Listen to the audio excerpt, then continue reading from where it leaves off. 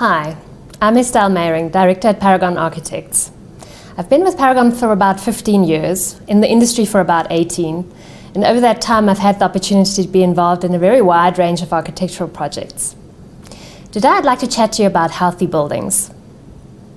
It might be a great opportunity for us during this COVID-19 pandemic to take a step back and consider why we design buildings. It should be to create an optimum environment for humans to thrive in, right? Unfortunately, that's not always the case. Recent research shows that we spend 90% of our time indoors as adults, and we have a 19 times higher chance of being infected indoors. So the built environment has the potential to have a huge impact on our health, both good and bad. What comes to mind first at the moment when we think about healthy buildings is the spread of pathogens. Pathogens are biological agents that cause disease or illness. They could be viruses, bacteria, protozoa, algae, or fungi. In layman's terms, they're what we call germs. Now, I think we've all had a crash course in how they get spread recently, but just to touch on it briefly again, they often get spread through little droplets that people who are infected exhale when they're talking, when they're singing, especially when they're coughing or sneezing. These little droplets stay suspended in the air and somebody else can inhale it and get infected. Another important way that people get infected is by touching surfaces where these droplets have settled. If they then touch their mouth, their nose or their eyes, they can get infected that way. But pathogens are just one aspect of a healthy building. The World Health Organization defines health as a state of complete physical, mental, and social well-being, not merely the absence of disease or infirmity. Ho defines healthy buildings as a built environment that encourages positive well-beings of humans. That's a very wide net to cover, so I'd like to talk about quite a few aspects today. Pathogens will pop up in between. I'm going to just graze the surface of these various items. You can download the presentation afterwards if you like, and there will be a bibliography with further reading if you're interested. Indoor air quality is measured by the amount of pollutants in your building's air. Pollutants can be solids, they can be liquids, or they can be gas, and they can be chemical or biological. Pollutants can be absorbed by breathing them in, by swallowing, or some pollutants can even be absorbed through your skin. I'd like to focus on chemical pollutants called volatile organic compounds today, because they are found often in our buildings. Volatile organic compounds produce vapor readily at room temperature. So that means the product is constantly giving off vapor that you can inhale. Products that often have VOCs are paints, adhesives and sealants, and carpets. Now, VOCs and long-term exposure to them have been linked to a wide variety of health issues, including eye irritations, asthma, headaches, fatigue, even central nervous system damage. Some people even say it can cause cancer. So it is quite an important thing to take note of. The Green Building Council has released a list of tables that shows the maximum suggested VOC levels of certain products that you specify. These are two example tables. As you can see, the ranges vary widely, so you really have to use a table like this to look up the specific product that you're specifying. Luckily, the information has become a lot easier to obtain, and most suppliers will know what you're talking about if you ask them about the VOC levels of their products. Biological pollutants include items like dust, pollen, and of course the feared pathogen. They've been linked to things like allergies and asthma, but also of course diseases caused by pathogens. The recommendations for improving the indoor air quality in your building includes air filtration of your aircon system. The problem with filtrators in your aircon system is that they depend very heavily on the correct installation and the correct maintenance. And even the best filtration system will not be effective if they're not maintained correctly. I should also mention that even the best filtration systems will only filtrate small particles, so it's not a foolproof system. Another thing to consider is outdoor air. Increasing your exchange rates in your aircon, plus bringing in more fresh air, will result in a much better indoor air quality. Just increasing the exchange rates without bringing more fresh air can actually just circulate the same pollutants and cause more infection. What I do find interesting, and you're going to see me mention it quite often, is natural ventilation. In South Africa, we naturally ventilate our houses, we naturally ventilate our schools, but generally our office buildings, for example, are not naturally ventilated, and often the windows can't even open. But if you look at the research, for example, that they've done in America, they found that office occupants had a 23% reduction in headaches when they were exposed to fresh air. And students in the schools had a 69% reduction in asthma when they improved the natural air coming in. That's quite huge. Looking at humidity and thermal health, again, that's been linked to a wide range of health issues, including headaches, negative moods, and fatigue. Cold and dry environments facilitate the spread of viruses, but on the other hand, warm and humid environments promote mold and fungi, so you have to find that mid-range. What is quite interesting is that viruses are quite happy in humid conditions. They love low humid conditions, and the worst condition for them is actually the mid-range. So in high humidity conditions, they live in moisture in water, they're very happy, although the droplets that are in the air tend to be large, they fall to surfaces quicker, and so the infection rate through droplets can be lower. In low humidity conditions, that's probably the worst for humans because droplets are small, they remain in the air for a very long time. There's a lot of evaporation, but all the salts crystallize out as well, so the viruses are not affected by the evaporation. Where you get to the mid-range of between 40 and 60% is where there's enough evaporation to only leave a small film of water that's very high in salts, and that affects the virus negatively. So recommendations, as I mentioned, humidity between 40 and 60% ideally. Temperature is a tricky one. The Green Building Council suggests temperature between 20 and 24 degrees.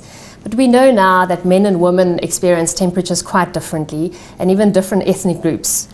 So we know it shouldn't be extreme, not too cold or too hot, but that mid-range is quite hard to determine. This is an example of a hotel that we completed last year, the Hotel Garden Inn in Baban in Swaziland. Here we aimed for a relative humidity between 30 and 60%. If we knew then what we know now, we'd probably aim for 40 to 60%. We also took a lot of trouble of specifying materials, paints, sealants, etc. that had a low VOC content and low odor. Ventilation I've mentioned quite a bit already. It affects humidity, it affects air temperature, and it affects air pressure and quality. A study on office occupants in America found that there was a 57.1% decrease in sickness absence with an increase in ventilation, and a 16.7% decrease in doctor visits. So if I'm the owner of a company with employees, this would make me sit up and take notice.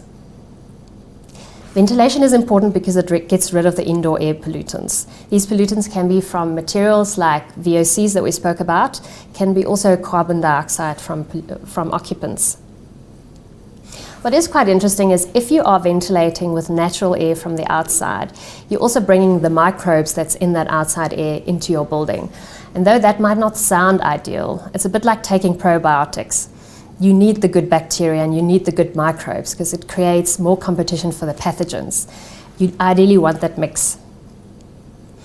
So as a recommendation, in aircon buildings, you should keep the short distribution paths, so the air should not be traveling through long ducts to get where it needs to get. And then again, increasing exchange rates in conjunction with increasing your outdoor air fractions. The problem for mechanical engineers when they're bringing more fresh air into air-conditioned buildings is that they need more energy to then cool or heat that air that they're bringing in. So it makes the air conditioning system less efficient on energy. However, it might be a price that we need to pay. This is 16 Dartfield Road, a proposal that we did for a client in Sandton recently. It's a warehouse conversion, and as you can see, we proposed that when the weather's good, whole parts of the facades can slide open and have naturally ventilated spaces. Daylight is another important factor in terms of occupant health.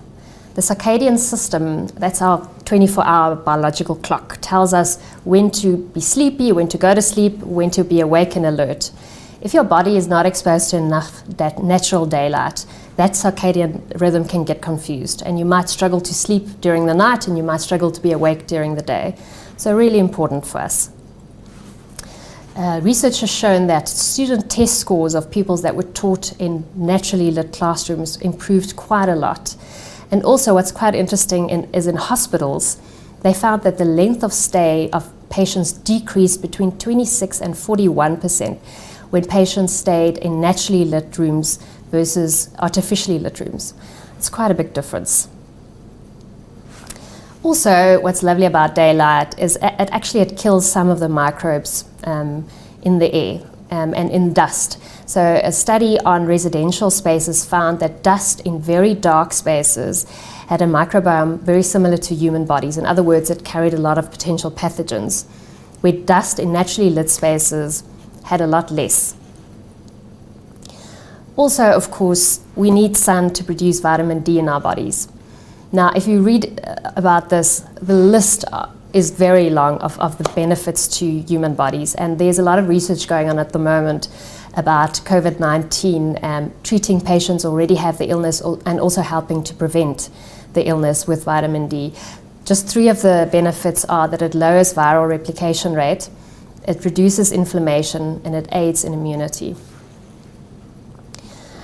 This is Discovery Place that we recently finished. It was a very big building, and we got light into the center of the spaces by making huge atriums with large glass skylight to bring that lovely natural daylight in that we all need. This is a school that we're busy designing at the moment. Here we did an illuminance study to check that we had enough natural light getting into the classroom spaces and to ensure that we placed spaces that are visited for a short period of time, like ablutions, in the spaces that weren't getting as much natural light. Surfaces and materials, we've already mentioned how pathogens can be transferred. We're not sure at this moment how much COVID-19 is transferred through surfaces, but we do know that a lot of other pathogens are transferred in this way, so it is an important thing to take note of. One way to deal with this is to create what we call contactless pathways. Other words, try and avoid any common touched surfaces. And that would include from where you're driving in to where you're parking your car to where you're getting to your desk or wherever you're going, you won't touch anything. So that would be automatic doors, voice-activated elevators, cell phone controlled entry, hand-free light switches, the list goes on. So basically automating your building. Another thing to take note of is where you have commonly touched surfaces, their design need to be simple and they shouldn't have a lot of joints and intricate spaces that are hard to reach and hard to clean. There's a lot of research going on at the moment about what prolongs the life of pathogens on surfaces. It should be noted though that dust is a great space for microbial growth, but the microbes need moisture to germinate. So we need to pay extra attention to spaces that do become wet, like kitchens and bathrooms. We know this already, but it's good to be reminded why. We need to keep them extra clean and dry if we can.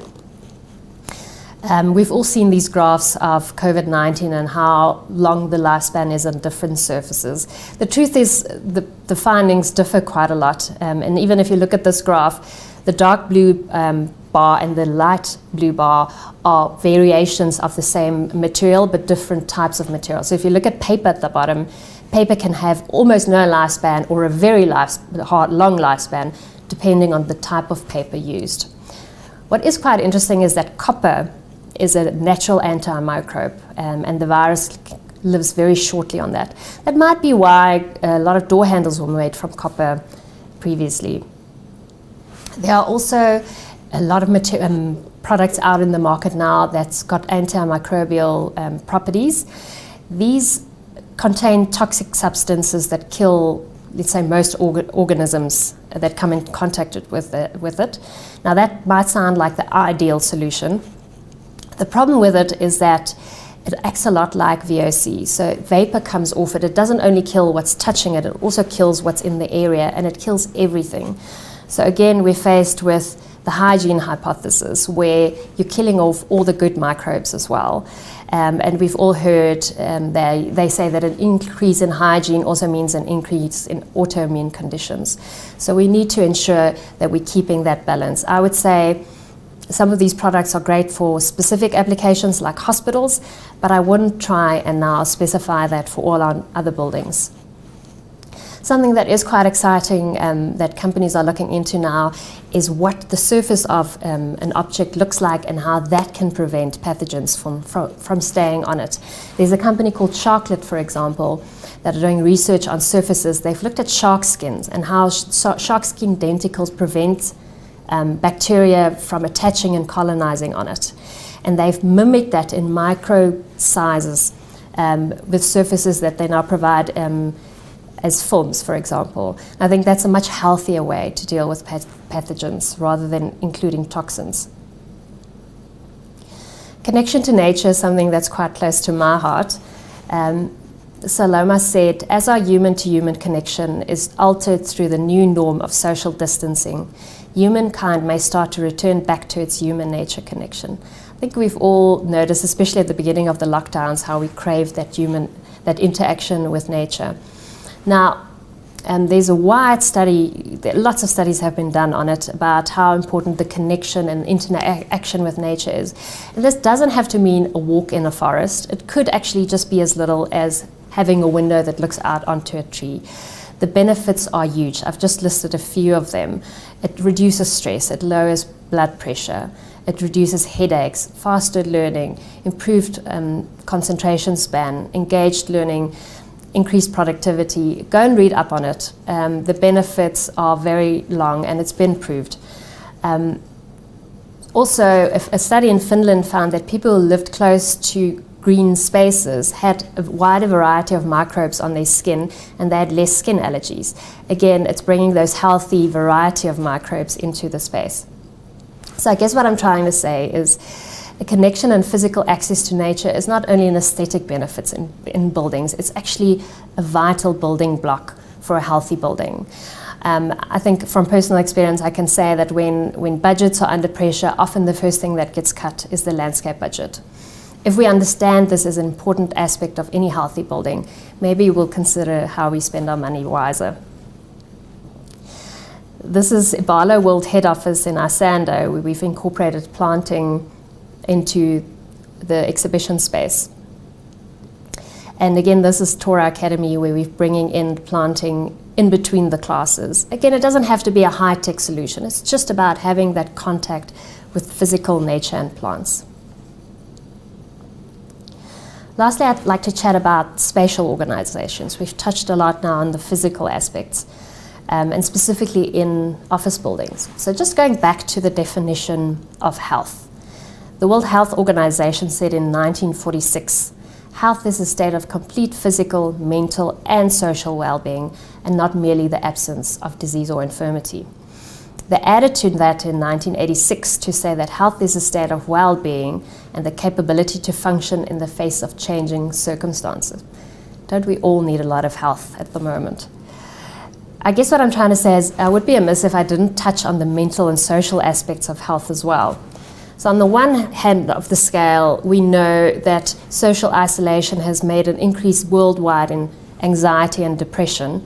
And research has shown that social distancing, even to a less extreme of just staying away about 2 meters from a person, can cause mental and social strain.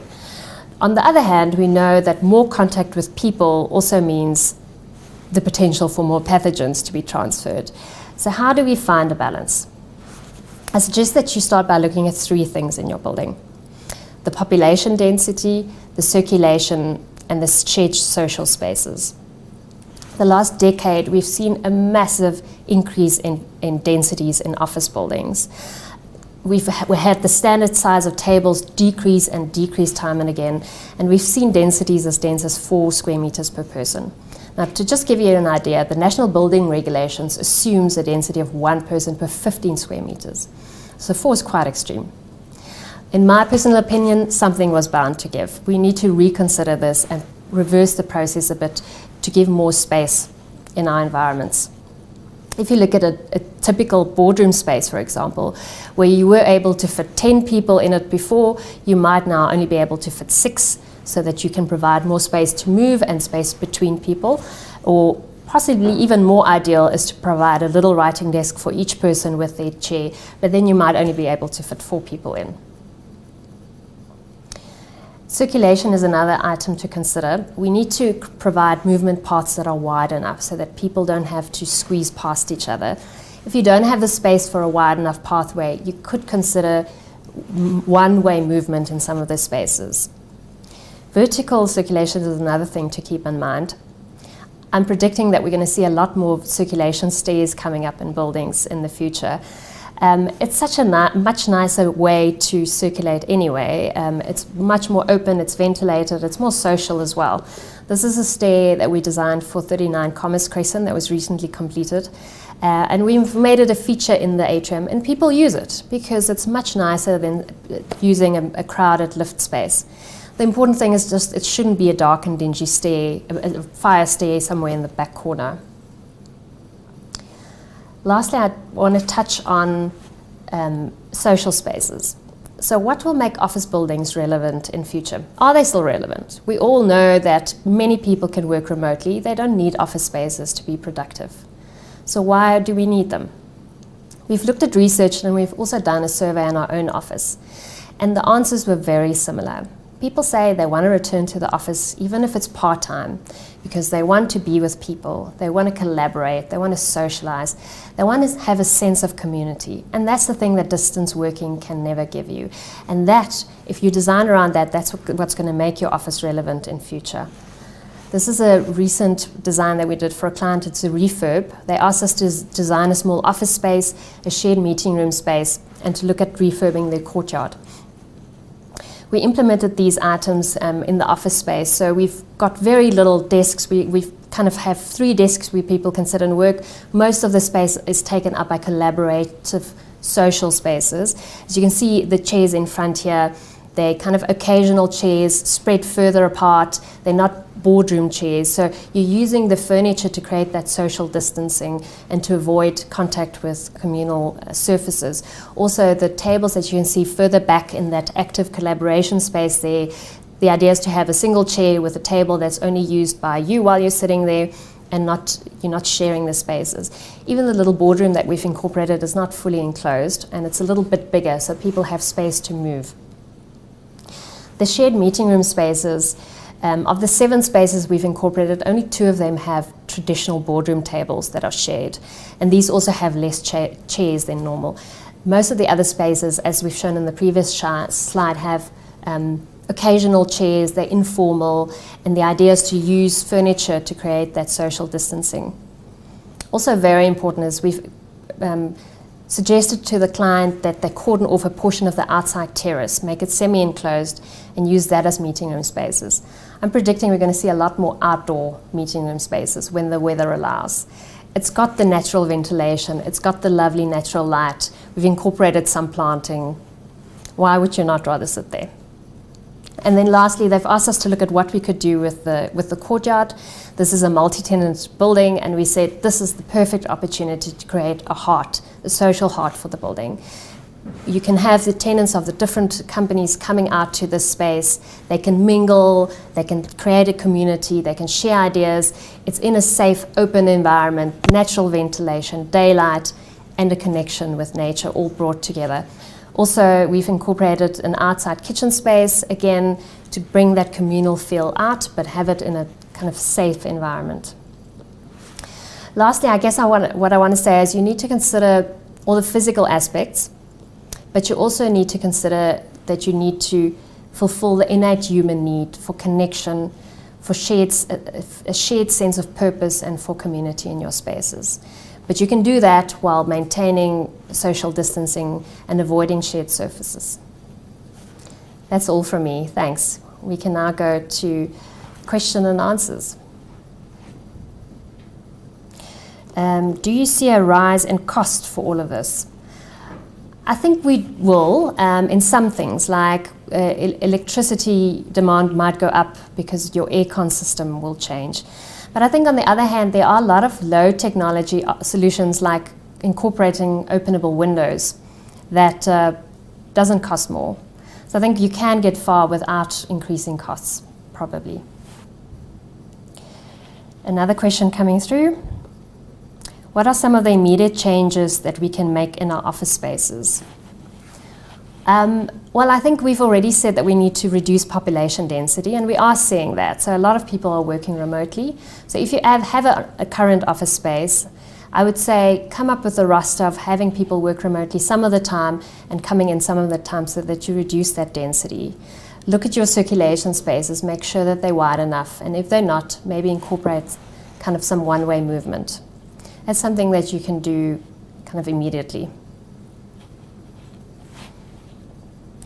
If there are any questions or comments that you'd like to send through to me, please feel free to email me and I'll try and get back to you when I can. There's another question coming through. What do you believe is the effects of stone and laminate being used? Well, I think stone doesn't have VOCs, so that's a good start. But on the other hand, where they quarry the stone, they cut a big hole in the mountain that you can't really close up again. So I think it could be good or bad. Laminate, the same thing. It depends. You need to check the specific VOCs of the laminate, and you need to check how it's produced.